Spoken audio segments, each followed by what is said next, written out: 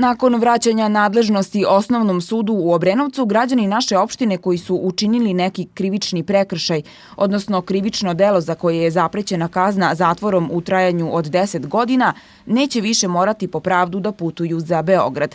Obrenovačkom sudu vraćene su nadležnosti koje je imao do 2010. godine. Praktično je Osnovnom sudu u Obrenovcu vraćena ona nadležnost koju je nekad do 2010.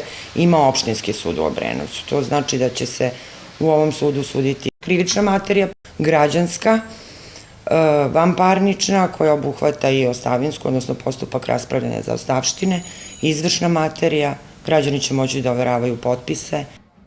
Na osnovu zakona o sedištima i područjima sudova i javnih tužilaštva, osnovni sudovi ponovo su uspostavljeni u onim mestima u Srbiji gde su postojali pre nešto više od 4 godine. Zakonom o sedištima i područjima sudova i javnih tužilaštava iz 2008. godine, a koji je počeo da se primenjuje 1. januara 2010. Osnovan je drugi osnovni sud u Beogradu za područje gradske opštine Obrenovac, Lazarevac, Mladenovac i Sopot. Znači, taj sud se sastojao iz sedišta i iz 4 sudske jedinice.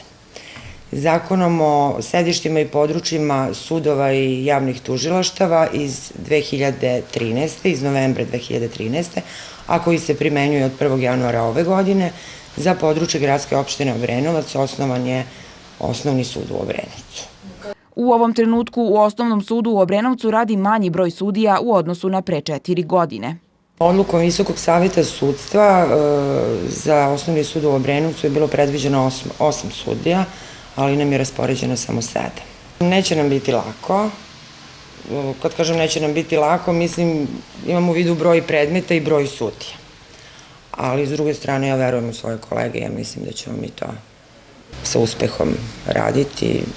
Nova mreža sudova rezultat je težnje za racionalizacijom i boljim pristupom građana pravdi.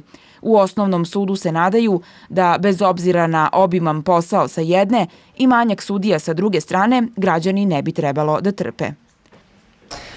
U građanskoj materiji mislim da neće trpeti uopšte, a u krivičnoj možda će malo biti nekog zastoja, ali kad kažem nekog zastoja, mislim da će to krenuti već od februara meseca, zbog toga što je krivična materija u prethodne 4 godine bila u sedištu i kolege nisu u decembru mesecu ni sudile, nego su odlagale suđenja na neodređeno vreme, jer dok se predmeti ne presele, dok se sud ne formira, tako da zakazivanja tek počinju sada, u krivičnoj materiji, kaže.